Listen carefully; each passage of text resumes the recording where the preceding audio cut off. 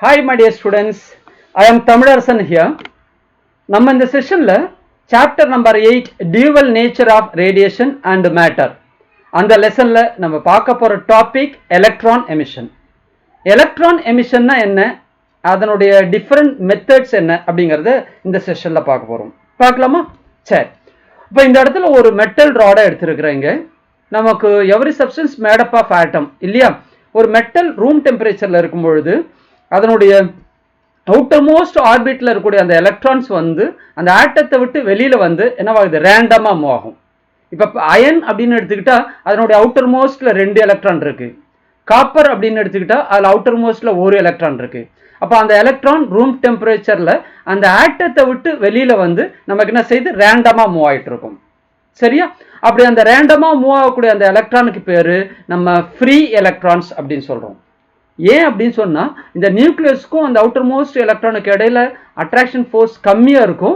அதனால அது ஈஸியா எக்ஸைட் ஆகி வெளியில வந்து ரேண்டமா கிளவுட்ஸ் மாதிரி அப்படியே மூவ் ஆயிட்டே இருக்கும். மெட்டலுக்குள்ள ஆல்மோஸ்ட் அந்த சர்ஃபேஸ்ல தான் அது அந்த மாதிரி ரேண்டமா மூவ் ஆயிட்டு இருக்கும். சரியா? இப்ப இது வந்து ஒரு 2 மார்க் கொஸ்டின்ல கேட்கலாம். Why metal have large number of free electrons, இதுல இருந்து இது வரைக்கும் ஒரு 2 மார்க் கொஸ்டின். சரி, அந்த எலக்ட்ரான் மெட்டல் சர்ஃபேஸை விட்டு வெளியில வருமா அப்படின்னு சொன்னா cannot leave the surface of the metal. அந்த சர்ஃபேஸ் ஆஃப் த மெட்டலை விட்டு வெளியில வர முடியாது. ஏன் அப்படின்னு பார்க்கும் பொழுது அந்த இடத்துல இந்த நியூக்ளியஸ் இருக்கு இல்லையா, நியூக்ளியஸ்குள்ள புரோட்டான் நியூட்ரான் இருக்கு. அந்த புரோட்டான் வந்து பாசிட்டிவ்லி சார்ஜ்டு. அந்த பாசிட்டிவ்லி சார்ஜ்டு புரோட்டான்ஸ் அந்த நியூக்ளியஸ் வந்து எலக்ட்ரானை பிடிச்சி அட்ராக்ட் பண்றதுனால அந்த அட்ராக்டிவ் ஃபோர்ஸை தாண்டி அந்த எலக்ட்ரானால வெளியில வர முடியாது. சரியா? அப்ப வெளியில வரணும்னா என்ன செய்யணும்? அடிஷனலா நம்ம என்ன செய்யணும்? எனர்ஜி கொடுக்கணும். சரி, இப்ப இந்த இடத்துல இந்த பாசிட்டிவ்லி சார்ஜ் நியூக்ளியஸ் இருக்கு இல்லையா, அது வந்து ஒரு பொட்டன்ஷியல் பேரியரை ஃபார்ம் பண்ணுது. பொட்டன்ஷியல் பேரியர், அந்த அந்த அந்த பொட்டன்ஷியல் பேரியரை தான் நம்ம சர்ஃபேஸ் பேரியர் அப்படின்னு சொல்றோம். இங்க இது ஒரு 2 மார்க் கொஸ்டின்ல கேட்கலாம். என்னது? டிஃபைன் சர்ஃபேஸ் பேரியர் அப்படின்னு 2 மார்க் கொஸ்டின்ல கேட்கலாம். என்ன definition? The potential barrier which prevents free electron from leaving the metal surface is called surface barrier. இந்த வேர்டு ரொம்ப முக்கியம், திரும்ப திரும்ப திரும்ப நம்ம யூஸ் பண்ணுவோம். சரியா? அப்ப அந்த நியூக்ளியஸ் வந்து ஃபார்ம் ஆகக்கூடிய அந்த பொட்டன்ஷியல் பேரியரை நம்ம சர்ஃபேஸ் பேரியர் அப்படி சொல்லுவோம். ஸோ அந்த potential barrier which prevent the free electrons, அந்த பொட்டன்ஷியல் பேரியர் ஃப்ரீ எலக்ட்ரான் அந்த சர்ஃபேஸை விட்டு எமிட் ஆகாம லீவ் ஆகாம நம்ம எஸ்கேப் ஆகாம ப்ரிவென்ட் பண்ணுது. அதை தான் நம்ம என்ன சொல்றோம்? சர்ஃபேஸ் பேரியர் அப்படின்னு சொல்றோம். இதை நல்லா மைண்ட்ல வச்சுக்கிங்க. அந்த சர்ஃபேஸ் பேரியரை விட அதுக்கு எனர்ஜி அதிகமா கொடுத்தாதான் அந்த சர்ஃபேஸ் பேரியருடைய ஃபோர்ஸை தாண்டி அது வெளியில வர முடியும். இதை நல்லா தெளிவா மைண்ட்ல வச்சுக்கிங்க. சரியா? இதை தான் நம்ம திரும்ப திரும்ப திரும்ப நம்ம பார்க்க போறோம் இங்க. ஓகே, இப்போ ஒவ்வொரு எலக்ட்ரானுக்கும் கைனெட்டிக் எனர்ஜி டிஃப்ரெண்டா இருக்கும். அந்த kinetic energy is not sufficient. அந்த ரூம் டெம்பரேச்சர்ல ஃப்ரீ எலக்ட்ரானுடைய kinetic energy is not sufficient to escape from the surface of the metal. அப்போ அந்த எஸ்கேப் ஆகணும்னு சொன்னா அதுக்கு அடிஷனலா எனர்ஜி கொடுக்கணும் அந்த மெட்டல் சர்ஃபேஸை விட்டு எஸ்கேப் ஆகிறதுக்கு. அதை நம்ம ஹீட் எனர்ஜியா கொடுக்கலாம், லைட் எனர்ஜியா கொடுக்கலாம், எலக்ட்ரிக்கல் எனர்ஜியா கொடுக்கலாம். அப்படி கொடுக்கும் பொழுது அந்த எனர்ஜி அப்சார்ப் பண்ணிட்டு அந்த எலக்ட்ரான்ஸ் வந்து எமிட் ஆகுது. இதுதான் எலக்ட்ரான் எமிஷன் அப்படின்னு சொல்றோம். இது வந்து ஒரு 2 மார்க் கொஸ்டின்ல கேட்கலாம், அல்லது டீடைல் ஆன்சர்ல ஒரு பார்ட்டா கேட்டிருக்காங்க. What is electron emission? இதுதான் டெஃபினேஷன். என்னது? The liberation of electrons from any surface of a substance is called electron emission. ரொம்ப சிம்பிளான ஒரு டெஃபினேஷன் தான். ஓகேவா? சரி, இப்போ இந்த சாப்டருடைய most important 2 mark question, define work function. Work ஃபங்க்ஷன்னா என்ன? நல்லா தெளிவா புரிஞ்சுக்கீங்க. இங்க பாருங்க, the minimum energy needed for an electron to escape from the metal surface is called work function of the metal. அவ்வளவுதான், நல்லா புரிஞ்சுக்கிங்க. ஒர்க் ஃபங்க்ஷன் அப்படிங்கிறது த minimum energy needed for the electron. ஒரு எலக்ட்ரான் அந்த சர்ஃபேஸை விட்டு எஸ்கேப் ஆகிறதுக்கு தேவையான மினிமம் எனர்ஜியை work function அப்படின்னு சொல்றோம். தெளிவா புரிஞ்சுக்கிட்டீங்களா? இதனுடைய சிம்பிள் வந்து 5 இதனுடைய யூனிட் வந்து எலக்ட்ரான் வோல்ட், அதான் அதனுடைய யூனிட். இது ஒரு இம்பார்ட்டன்டான 2 மார்க் கொஸ்டின். சரியா? ஓகே. இப்போ இந்த ஒரு எக்ஸாம்பிளை பார்த்தீங்கன்னா இன்னும் தெளிவா உங்களுக்கு புரியும். அதாவது ஒவ்வொரு எலக்ட்ரானுக்கும் டிஃப்ரெண்ட் கைனெட்டிக் எனர்ஜி இருக்கும். இப்போ இந்த இடத்துல ஒரே ஒரு எலக்ட்ரானை எடுத்துக்கிறேன். அதனுடைய maximum kinetic energy 0.5 electron volt அப்படின்னு வச்சுக்கலாம். அப்போ அந்த மெட்டலுடைய சர்ஃபேஸ் பேரியர் எவ்வளவு? 3 எலக்ட்ரான் வோல்ட். அப்போ இந்த சர்ஃபேஸ்லேருந்து எஸ்கேப் ஆகணும்னா மினிமம் எனர்ஜி நீடர், அந்த எலக்ட்ரானுக்கு தேவையான மினிமம் எனர்ஜி எப்படி கண்டுபிடிக்கணும்? இந்த 3லேருந்து சர்ஃபேஸ் பேரியர் 3 எலக்ட்ரான் வோல்ட்லேருந்து எதை மைனஸ் பண்ணும்? 0.5 எலக்ட்ரான் வோல்ட் மைனஸ் பண்ணா நமக்கு என்ன கிடைக்கும்? 2.5 எலக்ட்ரான் வோல்ட் கிடைக்கும். இந்த 2.5 எலக்ட்ரான் வோல்ட்டுங்கிறது தான் இந்த work function of the metal. புரிஞ்சுக்க முடியுதா? அப்போ இந்த ஒர்க் ஃபங்க்ஷன் ஒவ்வொரு மெட்டலுக்கும் டிஃப்ரெண்டா இருக்கும். புரிஞ்சுக்க முடியுதா? ஓகே. இப்போ இந்த இடத்துல இந்த work function is different for different metal. இந்த டேபிளர் காலத்தில் கொடுத்துருக்குறாங்க. நம்ம பார்க்க போகிறோம். நமக்கு எலக்ட்ரான் எமிஷன் எஃபெக்டிவா நடக்கணும் ஒரு மெட்டல் சர்ஃபேஸ்லேருந்து அப்படின்னு சொன்னால் அதனுடைய ஒர்க் ஃபங்க்ஷன் ஸ்மாலாக இருக்கிற மாதிரி நம்ம சூஸ் பண்ணுவோம். இங்கே பாருங்களேன், புக்கில் கொடுத்துருக்கூடிய இந்த டேபிளை பார்த்தா உங்களுக்கு தெளிவாக புரியும். இந்த இடத்துல work function of the some material இங்கே கொடுத்துருக்குறாங்க. இங்கே மெட்டல் நேம் கொடுத்துருக்குறாங்க, சிம்பிள் கொடுத்துருக்குறாங்க, ஒர்க் ஃபங்க்ஷன் கொடுத்துருக்குறாங்க. அதில் சீசியம் எவ்வளவு? 2.14 எலக்ட்ரான் வோல்ட் அதனுடைய ஒர்க் ஃபங்க்ஷன். பிளாட்டினம் எவ்வளவு? 5.65 எலக்ட்ரான் வோல்ட். இந்த டேபிள் காலத்தில் இது மினிமம், இது மேக்ஸிமம். இப்போ இதில் எதில் வந்து எஃபெக்டிவா எலக்ட்ரான் எமிஷன் நடக்கும் எந்த மெட்டலில் அப்படின்னு பார்த்தா சீசியத்தில். ஏன்னா அந்த மெட்டலுடைய ஒர்க் ஃபங்க்ஷன் கம்மி. அப்போ ஈஸியாக நம்ம எலக்ட்ரான் எமிட் பண்ண வைக்க முடியும். அதுக்கு கொஞ்சம் எனர்ஜி கொடுத்தா போதும். சரியா? இதை கம்பேர் பண்ணும்போது அதனால சீசியத்தில் தான் எஃபெக்டிவா எலக்ட்ரான் எமிஷன் நடக்கும். அந்த விஷயத்த கொஞ்சம் நல்லா புரிஞ்சுக்கிங்க. அப்போ எலக்ட்ரான் எமிஷன் எஃபெக்டிவா நடக்கணும்னா லோ ஒர்க் ஃபங்க்ஷன் இருக்கக்கூடிய மெட்டலை நம்ம சூஸ் பண்ணணும். புரிஞ்சுக்க முடியுதா? சரி, இந்த எலக்ட்ரான் எமிஷனை நம்ம கேட்டகரைஸ் பண்ணும் பொழுது நம்ம from the energy being utilised, அந்த எலக்ட்ரானை வந்து எமிட் பண்ணுறதுக்கு எந்த எனர்ஜியை சப்ளை பண்ணுறோம், எந்த ஃபார்ம் ஆஃப் எனர்ஜியை சப்ளை பண்ணி எலக்ட்ரானை எமிட் பண்ண வைக்கிறோம் அப்படிங்கிறத வச்சு தான் நம்ம கேட்டகரைஸ் பண்ணுறோம். இதில் நமக்கு 4 டைப்ஸ் இருக்குது. ஒன்று பார்க்கலாமா? ஈஸியான மெத்தட் தான், எல்லாமே உங்களுக்கு தெளிவாக புரியும். இப்போ நம்ம 4 மெத்தட்ஸ் பார்க்கலாமா? Emission of electrons. அதில் ஃபர்ஸ்ட் டைப் என்ன அப்படின்னு சொன்னால் தெர்மியானிக் எமிஷன். தெர்மியானிக் அப்படின்னா ஹீட். அப்போ ஹீட் எனர்ஜியை வச்சு நம்ம எமிட் பண்ண வைக்கிறோம். சரி, நான் திரும்பவும் சொல்றேன், இந்த பாசிட்டிவ்ல சிம்பிள் போட்டிருக்கிறதெல்லாம் நமக்கு என்னது? ஒவ்வொரு ஆட்டத்திலேருந்து ஒரு எலக்ட்ரானோ 2 எலக்ட்ரானோ வெளியில வந்த பிறகு மிச்சம் இருக்கக்கூடிய ஆட்டம் அது பாசிட்டிவ்லி சார்ஜ்னு நம்ம கன்சிடர் பண்ணலாம். இங்க வந்திருக்கிறதுல என்னது? Free electrons. அதுல என்ன செய்யுது?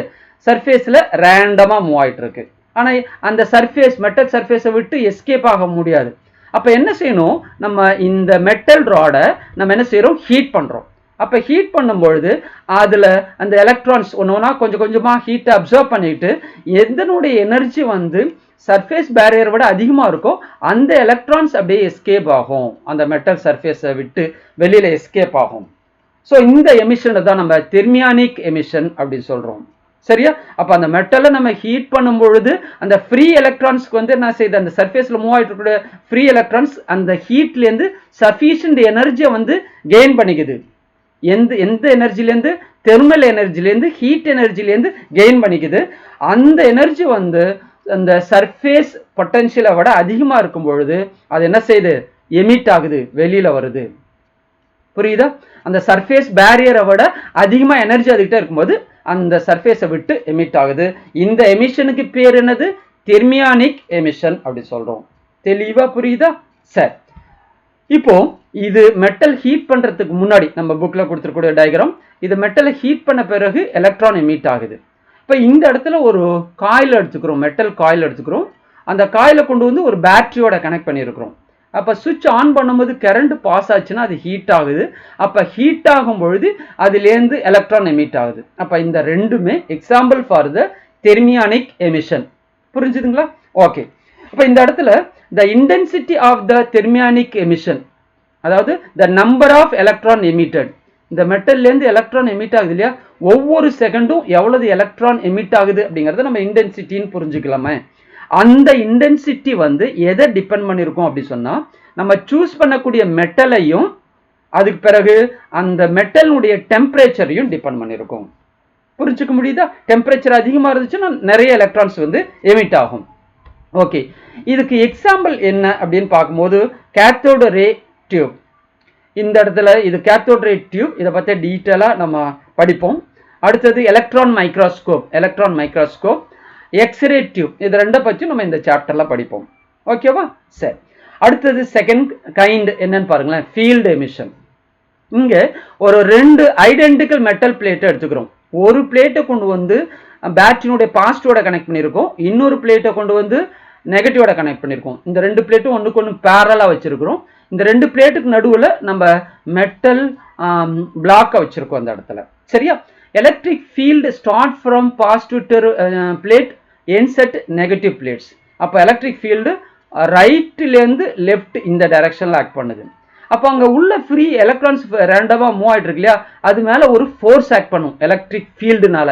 நம்ம ஃபர்ஸ்ட் சாப்டரில் பார்த்துருக்கீங்க இல்லையா, இந்த ஃபார்முலா இங்கே கொடுக்கல, ஃபர்ஸ்ட் சாப்டரில் கொடுத்துருப்பாங்க. அப்போ magnitude of the force experience by the electron is equal to charge into electric field. இங்கே எலக்ட்ரானுடைய சார்ஜ் வந்து -E, எலக்ட்ரிக் ஃபீல்டு வந்து E. அப்போ இது ரெண்டையும் மல்டிப்ளை பண்ணால் force experience by the electron கிடைக்கும் நமக்கு. இந்த ஃபோர்ஸ்னால அந்த எலக்ட்ரான் என்னவாகும், அந்த மெட்டல் சர்ஃபேஸை விட்டு எமிட் ஆகும், இஜெக்ட் ஆகும். ஓகேவா? இதுதான் நம்ம ஃபீல்டு எமிஷன் அப்படின்னு சொல்கிறோம். புரிஞ்சுக்க முடியுதா? அப்போ இங்கே ஒரு ஸ்ட்ராங் ஃபீல்டு வந்து நம்ம என்ன செய்யுது, புல்ஸ் த ஃப்ரீ எலக்ட்ரான்ஸ், அந்த ஃப்ரீ எலக்ட்ரான்ஸை புல் பண்ணுது, அந்த சர்ஃபேஸ் பேரியரை தாண்டி வெளியில் வர அளவுக்கு புல் பண்ணுது. அந்த எலக்ட்ரானுக்கு ஒரு எனர்ஜியை கொடுக்குது, ஒரு ஃபோர்ஸை கொடுக்குது. அதனால அந்த எலக்ட்ரான் வந்து என்ன செய்யுது, நமக்கு எமிட் ஆகுது. இந்த எமிஷனை ஃபீல்டு எமிஷன் அப்படின்னு சொல்கிறோம். புரிஞ்சுக்க முடியுதா உங்களுக்கு? ஓகே, இப்போ இது எங்கெல்லாம் யூஸ் ஆகுது அப்படின்னு சொன்னால், ஃபீல்டு எமிஷன் ஸ்கேனிங் எலக்ட்ரான் மைக்ரோஸ்கோப்ல இது யூஸ் ஆகுது, ஃபீல்டு எமிஷன் டிஸ்பிளேல யூஸ் ஆகுது. ஓகேவா? எக்ஸாம்பிள் புரியுதா? Okay, next photo electric emission. இதை பற்றி தான் நம்ம இந்த சாப்டர்ல டீட்டெயிலாக பார்க்க போறோம். நான் இங்க சும்மா ஒரு இன்ட்ரோடக்ஷன் மட்டும் கொடுக்குறேன், டீட்டெயிலாக பார்க்க போறோம் பின்னாடி. ஓகே, இப்போ இந்த இடத்துல நமக்கு குவாண்டம் தியரி வச்சு தான் இதை எக்ஸ்பிளைன் பண்றோம். இந்த இடத்துல சூட்டபிளான எலக்ட்ரோ மேக்னெட்டிக் ரேடியேஷன் படுறதா வச்சுப்போம், ஒரு அல்ட்ராவயலட் ரேஸ் வந்து படுறதா வச்சுக்கலாம். இது நம்ம ஃபோட்டான் அப்படின்னு சொல்றோம், எனர்ஜி பேக்கெட். அப்போ அந்த எனர்ஜி பேக்கெட் ஒரு பேக்கெட் ஆஃப் எனர்ஜின்னு வச்சுங்களேன், இது ஃப்ரீ எலக்ட்ரான் சர்ஃபேஸில் மூவ் ஆகிட்டு இருக்கு. இது வந்து இதில் படும் பொழுது அந்த எலக்ட்ரான் வந்து அந்த எனர்ஜியை அப்சர்வ் பண்ணிட்டு அந்த மெட்டல் சர்ஃபேஸை விட்டு எமிட் ஆகுது. இதுதான் போட்டோ எலக்ட்ரிக் எமிஷன் அப்படின்னு சொல்றோம். போட்டோ அப்படின்னா லைட் எனர்ஜி, இங்கே எலக்ட்ரோ மேக்னெட்டிக் ரேடியேஷன் அப்படின்னு புரிஞ்சுக்கலாம். அது வந்து படும்போது எலக்ட்ரான் எமிட் ஆகுது, எலக்ட்ரிக்கல் எனர்ஜி கிடைக்குது. இதுதான் கன்சர்வேஷன் ஆஃப் எனர்ஜி. இதுதான் நம்ம போட்டோ எலக்ட்ரிக் எமிஷன் அப்படின்னு சொல்றோம். இந்த சின்ன அனிமேஷனை பார்த்தாவே உங்களுக்கு தெளிவாக புரிஞ்சிருக்கும் நமக்கு இந்த இடத்துல. அப்போ இதை பத்தி டீட்டெயிலாக நம்ம பார்க்கலாம், இந்த சாப்டர்ல திரும்ப திரும்ப பார்ப்போம் இந்த இடத்துல. ஓகே, இப்போ இந்த electromagnetic radiation of suitable frequency வந்து படும்பொழுது அதுலேருந்து எனர்ஜியை வந்து அப்சர்வ் பண்ணிட்டு அந்த எலக்ட்ரான் என்ன செய்யுது, அந்த சர்ஃபேஸ் பேரியரை தாண்டி அந்த ஃபோர்ஸை தாண்டி எமிட் ஆகுது. இதுதான் போட்டோ எலக்ட்ரிக் எமிஷன் அப்படின்னு சொல்றோம். ஓகேவா? the number of electron emitted depends on the intensity of the incident radiation. அதாவது வந்து படக்கூடிய ரேடியேஷனுடைய இன்டென்சிட்டியை டிபெண்ட் பண்ணியிருக்கும். எது? எமிட் ஆகக்கூடிய எலக்ட்ரானுடைய நம்பர் ஆஃப் எலக்ட்ரான்ஸ். அப்போ நமக்கு ஒரு யூனிட் ஏரியாவில் ஒரு செகண்ட்ல எவ்வளவு போட்டான்ஸ் படுது அப்படிங்கக்கூடிய அந்த படக்கூடிய ரேடியேஷனுடைய இன்டென்சிட்டியை தான் டிபெண்ட் பண்ணியிருக்கு. எது? Number of electrons emitted. புரிஞ்சுக்க முடியுதா?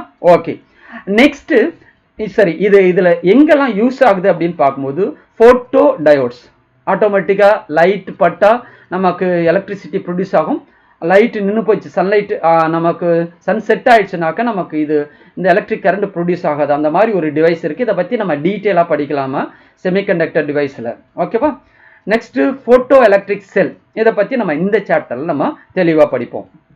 ஓகே, இந்த ஃபோர்த் மெத்தட் அப்படிங்கிறது என்னன்னு சொன்னா செகண்டரி எமிஷன். ஓகே, இப்போ இந்த எலக்ட்ரான் வந்து ஃப்ரீ எலக்ட்ரான், மெட்டல் சர்ஃபேஸில் ரேண்டமாக மூவ் ஆகக்கூடிய ஃப்ரீ எலக்ட்ரான். இது வந்து அதை ஸ்ட்ரைக் பண்ணக்கூடிய எக்ஸ்டர்னல் எலக்ட்ரான் வச்சுக்கலாம். சும்மா எக்ஸ்டர்னல் எலக்ட்ரான் நான் ஒரு பேர் கொடுக்குறேன், நம்ம புக்கில் அப்படிலாம் கொடுக்கல.